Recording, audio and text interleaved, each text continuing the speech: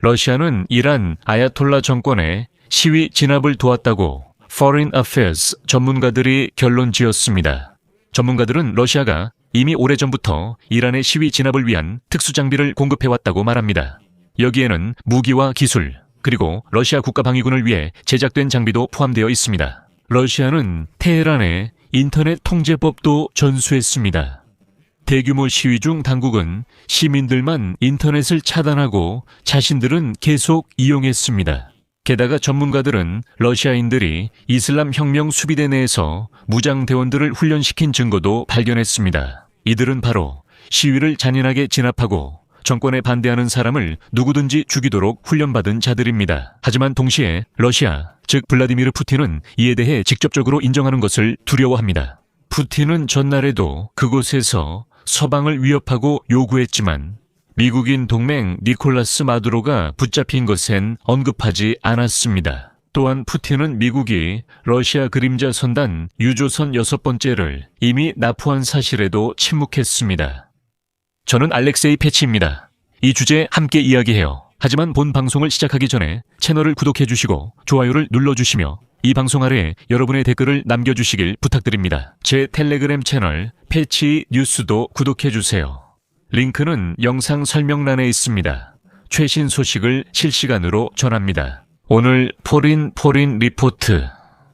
전문가들은 이란이 러시아의 감시 기술과 보안 노하우, 모스크바의 반대 의견 억압 기술을 적극 활용 중이라고 보도합니다. 러시아는 오래전부터 이란의 시위, 진압용 무기와 국가방위군용 기술 장비 등 특수 장비를 공급해왔습니다. 이 매체는 블라디미르 푸틴이 알리 하메네이 정권을 직접 구하진 않지만 자국민과의 싸움엔 적극적으로 돕고 있다고 지적합니다. 푸틴은 탄압 수단을 제공하고 내부 불만을 진압하는 경험을 공유하며 핵심 군사 장비와 인터넷 통제 기술을 공급하고 있습니다. 이해를 돕기 위해 말씀드리면 경찰, 이슬람 혁명 수비대, 그리고 바시지 운동이 시위대에게 발포하고 있습니다. 러시아가 지난 몇 년간 제공한 칼라시니코프 자동소총, 드라구노프 저격소총, 경찰용으로 개조된 칼라시니코프 기관총, 장갑차와 보병 전투차, 그리고 T-72 전차 등이 사용되었습니다.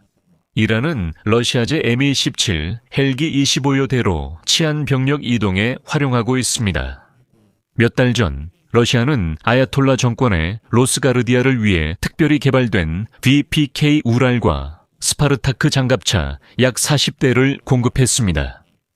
몇 년 전 이란 대표단이 러시아를 방문하는 동안 로스테흐가 전기 충격기와 섬광 수류탄 등 시위 진압 장비를 공급하기로 합의했습니다. 하지만 러시아는 또한 테헤란의 시위에 나선 시민들에게는 인터넷을 차단하면서도 당국에는 인터넷을 유지하는 방법을 가르쳤습니다. 러시아의 가장 중요한 기여는 시위가 전국적으로 확산될 때 정보 환경을 통제하는 방법에 있습니다. 전문가들에 따르면 모스크바가 1월 8일 이란의 인터넷 차단을 도왔습니다. 러시아식 디지털 탄압은 동원력을 저해하면서도 정권이 통제력을 유지할 수 있게 해줍니다. 모바일 네트워크와 인터넷이 차단된 동안에도 정부 기관과 국영 언론, 은행, 허가된 인프라 기관의 웹사이트는 계속 운영되었고 이들은 인터넷에 접속할 수 있었습니다. 이를 위해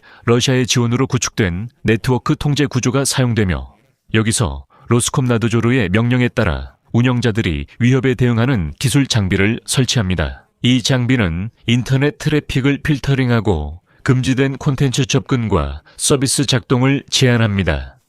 이런 기술로 이란 당국은 웹사이트 차단에만 머물지 않습니다. 그들은 실시간으로 트래픽을 통제하고 특정 애플리케이션을 식별하며 가상 사설망 VPN을 탐지하고 메신저를 차단하며 시위 조정을 위해 사용되는 플랫폼의 작동을 선별적으로 제한할 수 있습니다. 그리고 이러한 기술을 활용함으로써 당국은 경제 및 행정 시스템의 운영을 보장하면서도 지리적, 시간적, 사회적 기준에 따라 통신을 분절화할 수 있습니다. 바로 이러한 유연성이 며칠이 아니라 몇 주 동안 억압을 지속할 수 있게 해줍니다. 즉, 인터넷을 완전히 차단하면 당국도 불편하지만 이런 방식은 일반인만 차단하고 당국은 계속 이용할 수 있습니다. 결국 이란 당국은 이른바 허용된 사이트에 화이트리스트를 만들었을 뿐만 아니라 이제는 이란 국민들을 전 세계 인터넷망에서 완전히 차단할 계획이라고 밝혔습니다. 자체 주권 인터넷을 구축함으로써 이런 방식은 이란에서 기존의 인터넷이 영원히 사라질 수 있음을 의미합니다. 러시아의 사례처럼 이란도 인터넷 통제를 정보기관과 보안기관의 활동과 연계하고 있습니다. NTC 프로테일을 포함한 러시아 공급업체들은 이란의 이동통신사들이 감청, 모니터링, 트래픽 관리 시스템을 도입하는 데 도움을 주고 있습니다. 정보기관이 감시뿐 아니라 조정센터 식별, 통신체계 유지, 선제적 대응도 할 수 있게 해줍니다. 이는 시위 조직자 간 신뢰를 약화하고 대중 동원을 방해하며 불확실성을 조성하려는 목적입니다. 즉 실제로 그들은 시위 조정에 관한 메시지를 가로채거나 심지어 그것을 조작할 수도 있습니다. 하지만 이란에서는 스타링크 인터넷이 남아있었으나 1월 13일 이란이 이를 방해하는 데 성공했다는 소식이 전해졌습니다. 전문가들에 따르면 스타링크 위성통신을 차단하기 위해 전자전 시스템인 크라스하와 무르만스크 비엔이 사용될 수 있다고 합니다.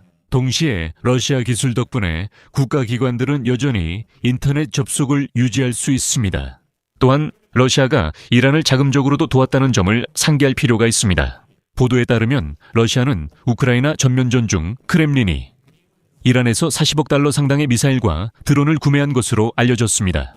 구매에는 파트 360 단거리 탄도미사일 수백 기, 같은 종류의 다른 탄도미사일 약 500기, 그리고 방공 시스템과 관련된 지대공 미사일 약 200기가 포함되어 있었습니다. 바로 그렇기 때문에 미국은 이 악의 축이 형성되는 것을 반드시 막아야 합니다. 그리고 실제로 미국이 행동에 나서서 푸틴의 동맹국들을 전복시키기 시작하면 시리아의 바샤르 아라사드든 베네수엘라의 니콜라스 마두로든 대머리 독재자 푸틴은 겁을 먹고 실제로는 그 정권을 전혀 돕지 않습니다. 여기서 한 가지 말씀드리자면 최근 푸틴이 여러 나라의 외교관들과 대사들을 크렘린궁에 모아놓고 그들 앞에서 연설을 하며 서방을 어떻게 위협할 것인지 등에 대해 많은 이야기를 했습니다. 하지만 자신의 친구 니콜라스 마두로가 사실상 러시아의 그늘진 선단의 유조선들을 미국인들에게 빼앗겼다는 것에 대해서는 단 한마디도 하지 않았습니다.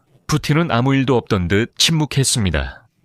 다시 말씀드리면 푸틴은 마두로 정권에 공식적으로 200억 달러를 투자했습니다. 이번에도 아사드 축출 때도 푸틴은 침묵했습니다. 이란에서 아야톨라 정권이 전복돼도 푸틴은 침묵할 것입니다. 왜냐하면 다시 한번 강조하지만 그는 구석에서 용감하게 짖고 떠들 수는 있지만 정작 맞서 싸워야 할 때는 마치 아무 일도 없었던 것처럼 행동합니다. 여기서 줄이겠습니다. 여러분의 의견과 결론을 이 영상 아래 댓글에 남겨주세요. 만약 이 영상이 여러분께 흥미롭고 유익했다면 설명란에 있는 링크와 계좌 정보를 통해 이 유튜브 채널을 후원하거나 유료 구독으로 지원하실 수 있습니다. 이만 마치겠습니다. 건강 조심하세요.